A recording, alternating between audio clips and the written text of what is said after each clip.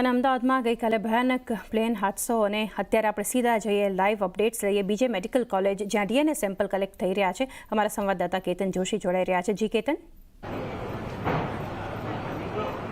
જુઓ, અત્યારે હું બીજે મેડિકલ કોલેજના ડીએનએ સેમ્પલ ટેસ્ટ ડિપાર્ટમેન્ટમાં હાજર છું. તમે જોઈ શકો છો, કેમેરામેનને કહીશ કે આખી પ્રક્રિયા બતાવે. મેડિકલ ઓફિસર છે એ અહીંયા જેમના પરિવારજનોનો જીવ ગયો છે એ અહીંયા આવી અને સેમ્પલ આપી રહ્યા છે. બિલકુલ આપ પાછળ જોઈ શકો છો કે બ્લડ સેમ્પલથી સહિત અલગ જે પ્રક્રિયા છે એ ત્યાં કરવામાં આવી છે. અને આ તરફ મારી પાછળ અગર આપ જોઈ શકો તો અલગ પરિવારજનો કે જેમના પરિવારજનોમાંથી પ્લેન ક્રેશની અંદર દુર્ઘટનામાં જેમનો જીવ ગયો છે એમના પરિવારજનો પણ દેખો અત્યારે કેટલા ડિસ્ટર્બ થઈ ગયા છે, કેટલા હતભાગી થઈ ગયા છે, કારણ કે ક્યારેય કલ્પના ન કરી હોય એ પ્રકારનો અહીંયા એમની સામે એમને પોતાના પરિવારજન ગુમાવ્યા છે. અમુક વિદેશી નાગરિકો પણ પાછળ છે એ આપણે જોઈ શકાય છે કે અહીંયા હવે ધીરે ધીરે આવશે અને બાદમાં પછી એમના સેમ્પલ છે એમને ફોરેન્સિક સાયન્સ લેબોરેટરી એટલે કે અમદાવાદમાં જ એમને લઈ આવવામાં આવશે. અત્યારે આપણી સાથે મેડિકલ ઓફિસર છે, આવો એમની સાથે વાત કરીએ કે કેટલા સેમ્પલ અત્યાર સુધી કલેક્ટ થઈ ગયા છે. સર, જણાવો, અત્યાર સુધી કેટલા પરિવારજનો સેમ્પલ આપવા માટે આવી ચૂક્યા છે? 200 લોકોના સેમ્પલ આ લોકોએ કલેક્ટ કર્યા છે અને એમનું સેમ્પલ થઈ ગયા છે અને બીજા લોકો આવી રહ્યા છે. જે બહારગામથી આવી રહ્યા છે એ લોકોનું સેમ્પલ કલેક્ટ કરવાનું કામ ચાલુ છે. આશા છે કે આજ સાંજ સુધીમાં આ પ્રક્રિયા પૂરી થાય અને સેમ્પલ આપણે એફએસએલમાં મોકલી શકશું? હા, એની પ્રક્રિયા ચાલુ જ છે. જેમ જેમ આવતા જાય છે એમ એમની પ્રક્રિયા સેમ્પલ લઈને પૂર્ણ થઈ રહી છે. બને ત્યાં સુધી બધા આજે આવી જાય તો આજે જ પ્રક્રિયા પૂરી થશે. તો 169 છે એ ભારતીય નાગરિકો છે, 53 છે એ વિદેશી નાગરિકો છે. તો એમના પરિવારજનોને અહીંયા પહોંચતા વાર લાગે છે, પરંતુ 242માંથી 241 મુસાફરોના મોત થયા છે. એમાંથી આ ઉપરાંત જ્યાં પ્લેન ક્રેશ થયું, જ્યાં ટકરાણું, એ બીજે મેડિકલ કોલેજ હોસ્ટેલમાં પણ કેટલા બધા વિદ્યાર્થીઓના મૃત્યુના સમાચાર છે. તો એમના પરિવારજનો પણ અહીંયા આવીને સેમ્પલ આપી રહ્યા છે. તો આ મૃત્યુઆંક જે ક્રૂ, પાયલોટ અને પેસેન્જર સાથે 242 મુસાફરો હતા, એમાંથી 241ના મોતની પુષ્ટિ ખુદ એર ઇન્ડિયાએ કરી છે.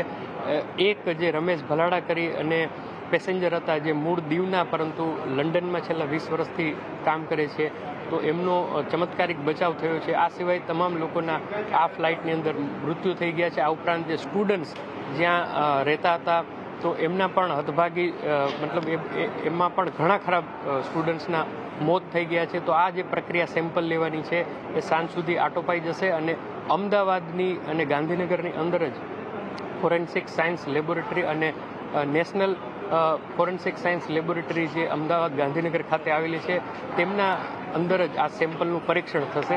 તો આપ જોઈ શકો છો કે જગદીશ વિશ્વકર્મા પણ અહીંયા અત્યારે મંત્રીશ્રી આવી ગયા છે અને તેઓ અત્યારે બધી જાણકારી પણ લઈ રહ્યા છે કે કઈ રીતે આખી પ્રક્રિયા ચાલી રહી છે અને આગળ આની કઈ રીતે કાર્યવાહી થાય છે અને એમને માહિતગાર પણ કરી રહ્યા છે. આપ જોઈ શકો છો કે જે મેડિકલ કોલેજના ઓફિસર છે એ તેમને માહિતી આપી રહ્યા છે.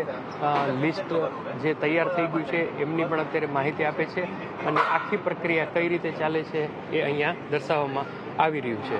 જી કેતન, ગઈકાલથી સતત તમે આ સાઇટ પર છો, તમે લાઈવ અપડેટ્સ પણ આપી છે. તો ગઈકાલે રાત્રે પણ તપાસ માટે ઘણી એજન્સીઓ હતી, એને લઈને શું છે અપડેટ? જુઓ, ખાસ કરીને જે બ્લેક બોક્સ શોધવાની જે પ્રક્રિયા ચાલે છે એમાં પણ અત્યારે તેજ ગતિ આવી છે. જે જાણકારી મળી રહી છે એ મુજબ એવું પણ કહેવાય છે. અચ્છા સર, જણાવો કે પ્રધાનમંત્રી ક્યારે આવવાની શક્યતા છે અને અત્યારે પરિજન છે मेरी से बात करता था वो थी मेरी सर, उसको न्याय मिलना चाहिए सर. एयर इंडिया का सर मसला ये प्लीज સર. અત્યારે કેટલા પરિવારજનોના સેમ્પલ આવી ચૂક્યા છે જગદીશભાઈ અત્યારે? પ્લીઝ, उनका माँ पापा उधर बैठा है ना सर, दर्द होगा ना सर. તો આપ જોઈ શકો છો કે પરિવારજનો આપણે પણ રડવું આવી જાય એ પ્રકારની એમની એર ઇન્ડિયા પ્રત્યેનો ગુસ્સો છે અને ત્યાં સુધી જે મૃતકના પરિવારજનો છે ત્યાં સુધી આરોપ લગાડી રહ્યા છે કે એર ઇન્ડિયા કેટલી નેગ્લિજન્સી છે એમની. અને જેના કારણે આખી આ સમસ્યા છે સર્જાણી છે. જગદીશભાઈ વિશ્વકર્મા છે એ એમના પરિવારજનોને અત્યારે મળી રહ્યા છે, એમની સાથે એમને સાંત્વના પાઠવવા જઈ રહ્યા છે. આપણે કોશિશ કરીશું કે એમની સાથે પણ આપણી વાતચીત થઈ જાય, પરંતુ આપ જોઈ શકો છો કે જે મૃતકના પરિવારજનો છે એમની સાથે અત્યારે રૂબરૂ થઈ રહ્યા છે જગદીશ વિશ્વકર્મા. તો આ ખૂબ જ આપણે જોઈને પણ આંસુ આવી જાય એ પ્રકારના અત્યારે અહીંયા દ્રશ્યો છે એ સર્જાણા છે. તો આપ જોઈ શકો છો કે મૃતક પરિવારજનોને મળી અને એમને સાંત્વના આપી રહ્યા છે.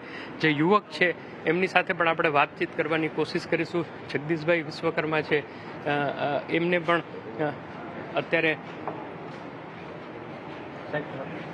અધિકારી સાથે અત્યારે જગદીશભાઈનું કહેવાનું છે કે પરિવારજનો ખૂબ જ ક્ષુબ્ધ છે, તો એમની સાથે અત્યારે વાતચીત કરવી એ યોગ્ય નથી. પરંતુ જે યુવક આપ જોઈ શકો છો કે જેમને આક્રોશ વ્યક્ત કર્યો એ ખૂબ જ ગુસ્સામાં અને અત્યારે એમને ન વર્ણવી શકાય એવી સ્થિતિમાંથી એ પસાર થઈ રહ્યા છે.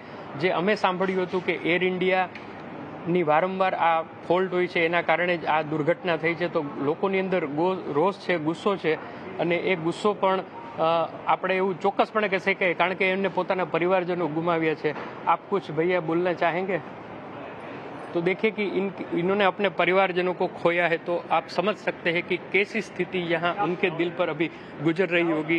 तो ये एक बहुत ही दुखद है. अब धीरे धीरे આ પ્રકારની જે એક વાત છે એ સામે આવશે કે કોણ જવાબદાર હતું. પરિવારજનો આપ જોઈ શકો છો કે સપનામાં પણ નહીં વિચાર્યું હોય એવી સ્થિતિમાંથી અત્યારે પસાર થઈ રહ્યા છે. ફરીથી હું કેમેરામેનને કહીશ કે જે ગુજરાતના કેબિનેટ મંત્રી જગદીશભાઈ વિશ્વકર્મા અહીંયા પરિસ્થિતિનો તાગ મેળવી રહ્યા છે અને અધિકારીઓ છે એમની પાસેથી બધી વિગતો લઈ રહ્યા છે. એમને પણ કીધેલું કે થોડી વાર પછી અહીંયા પ્રધાનમંત્રી પણ આવી શકે છે. જી કેતન, આગળ કેતન એ પણ જાણવા માંગશો આપની પાસેથી કે અમદાવાદમાં એર ઇન્ડિયાના સીઈઓ પણ તેઓ પણ પહોંચ્યા છે. કઈ રીતે એમના તરફથી, અથવા તો જે રીતે તમે પણ જણાવ્યું કે અત્યારે લોકોમાં રોષ છે, દુઃખ છે, શોક છે, તો એને લઈને અત્યાર સુધીમાં કઈ અપડેટ આવી છે કે કઈ રીતે તેઓ સીઈઓ પહોંચ્યા છે, એમના તરફથી શું પ્રતિક્રિયા આવી રહી છે? જો ખાસ કરીને વિલિયમ્સ જે એર ઇન્ડિયાના સીઈઓ છે એ અત્યારે ઘટના સ્થળે જ છે અને માહિતી મેળવી રહ્યા છે કે આખરે કઈ રીતે આ ક્રેશ થયું. ઓફિશિયલ સ્ટેટમેન્ટ જ આવશે એ તે એર ઇન્ડિયાની પોલિસી મુજબ તેઓ માઇક ઉપર કોઈ કોમેન્ટ નથી આપતા, પરંતુ પ્રાથમિક માહિતી જે રીતે મળી છે એ રીતે આપણા નાગરિક ઉડ્ડયન મંત્રી પણ આજ સવારે ત્યાં પહોંચ્યા હતા અને અલગ અલગ એજન્સીઓની સાથે રહી અને એમને જે અત્યાર સુધીના સેમ્પલ કલેક્ટ થયા છે, જે સાઉન્ડ રેકોર્ડર બોક્સ છે જેને આપણે બ્લેક બોક્સ તરીકે ઓળખીએ છીએ, તો એ બધી જ પ્રક્રિયાઓ છે એ ત્યાં થઈ રહી છે. અને પછી જ્યારે તપાસ છે એ કદાચ ઘણા દિવસો કે મહિનાઓ પણ લાગી શકે છે, પરંતુ ત્યારે જ આપણે અંતિમ નિષ્કર્ષ ઉપર પહોંચી શકીએ છીએ કે આખરે આ આખી ઘટના છે એ કઈ રીતે થઈ, કોનો આમાં વાંક હતો. કારણ કે ડ્રીમ લાઇનર એક એવું એરક્રાફ્ટ એર ઇન્ડિયાના બેડામાં હતું કે જે એકદમ સુરક્ષિત માનવામાં આવતું હતું, છતાં પણ આટલું ટેક ઓફના અમુક સેકન્ડોમાં જ એ કોલેપ્સ થઈ જાય. તો આ પ્રકારની ઘટનાઓ છે રેરેસ્ટ ઓફ ધ રેર કહી શકાય. 1988માં પોરબંદર, માફ કરજો, અમદાવાદ ઉપર એક પ્લેન ક્રેશ થયું હતું, એમાં 130 યાત્રીઓના મોત થયા હતા.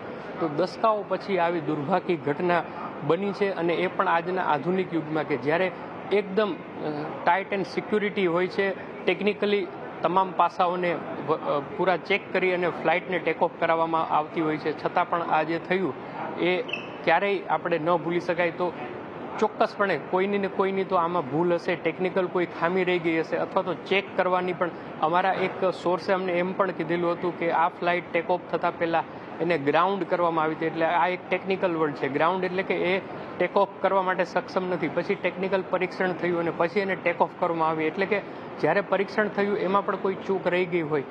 પછી એક યાત્રી જે દિલ્હીથી અમદાવાદ આવ્યું, એકચ્યુઅલી આ દિલ્હીથી અમદાવાદ ફ્લાઇટ આવી, પછી અમદાવાદથી ડાયરેક્ટ લંડન જવા ઉપડી, તો એનો પણ એક વિડીયો સોશિયલ મીડિયા ઉપર વાયરલ થઈ રહ્યો છે. એમની પણ એક ફરિયાદ હતી કે એસી પણ બંધ છે અને કોઈ એવી સુવિધા પણ નથી. તો ટેકનિકલ આસ્પેક્ટથી એમને ખૂબ જ ત્યાં બળાપો ઠાલવ્યો હતો. તો ક્યાંક ને ક્યાંક આપણે એવું ચોક્કસપણે કહી શકાય કે કોઈ ટેકનિકલ એરર રહી ગઈ હશે, પરંતુ અંતિમ નિષ્કર્ષ ઉપર તો આપણે ત્યારે જ આવી શકશું કે જ્યારે આના ઉપર કોઈ ઓફિશિયલ સ્ટેટમેન્ટ આવે, કાં તો એર ઇન્ડિયા તરફથી, અથવા તો એક ટીમ એ પણ છે જે સિવિલ એવિએશનની એક પ્લેન ક્રેશ ટીમ પણ હોય છે કે જે આ પ્રકારની જે ઘટના હોય છે એ પછી તેમનું મોનિટરિંગ કરે છે, એનું એનાલિસિસ કરે છે. એ ટીમ પણ કાલ રાત્રે જ અહીંયા આવી ગઈ હતી. એવો એનાલિસિસ કરશે, પછી એમના વડાઓને એટલે કે ઉડ્ડયન મંત્રીને એ સ્ટેટમેન્ટ આપશે. તો આપણે ત્યાં સુધી છે એ વેઇટ એન્ડ વોચની સ્થિતિમાં રહેવું પડશે. પરંતુ હું જ્યાં અત્યારે ઊભો છું એ સ્થિતિ ખૂબ જ ગંભીર છે, ગમગીન છે અને આંખમાં આંસુ આવી જાય એ પ્રકારની છે. आज सुबह से कुछ रेस्क्यू किया गया है। हमारी टीम है जैसे थोड़ा बूम ना नीचे करिए। आप लोग बताइए जो भी सर अभी अंदर कोई फंसे रहने की आशंका है अभी अंदर। देखिए मैंने बताया ये अपनी टीमें ग्राउंड पर है, अपना काम कर रही है और जैसे ही पता चलेगा आप सब लोगों को बताया। अभी अंदर बल्बे में फंसे हो सकते हैं। देखिए इसका अभी हम लोग कुछ फाइनल नहीं बोल सकते क्योंकि जब तक फाइनल पूरा की पूरा क्लियर नहीं कर लेंगे तब तक नहीं बता सकते। क्या लगता है अंदर कुछ लोग फंसे हुए कितने शवों को अभी तक निकाला गया सर? देखिए ऑलरेडी ये आंकड़ा बताया जा चुका है, ऑफिशियली बताया जा चुका है जिससे निकाले गए हैं. बाकी जो भी इंफॉर्मेशन होगी आप लोगों को हम बताएंगे. सर कितना वक्त लग सकता है सर अभी पूरी तरह से ऑपरेशन को अंजाम देने में? कहाँ धक्का दे रहे हो? देखिए वो सारा जो लोग घायल थे वो ऑलरेडी हॉस्पिटल में है. बाकी जो नंबर है आपको ऑफिशियली बताया जा चुका है. आगे जो भी कंफर्मेशन होगा, जो भी नंबर होगा हम लोग आपको कितना वक्त अभी लग सकता है? वजह पता चल पा रही है. કેતન, આભાર આ સમગ્ર માહિતી માટે. અને જે રીતે આપણે જોઈ રહ્યા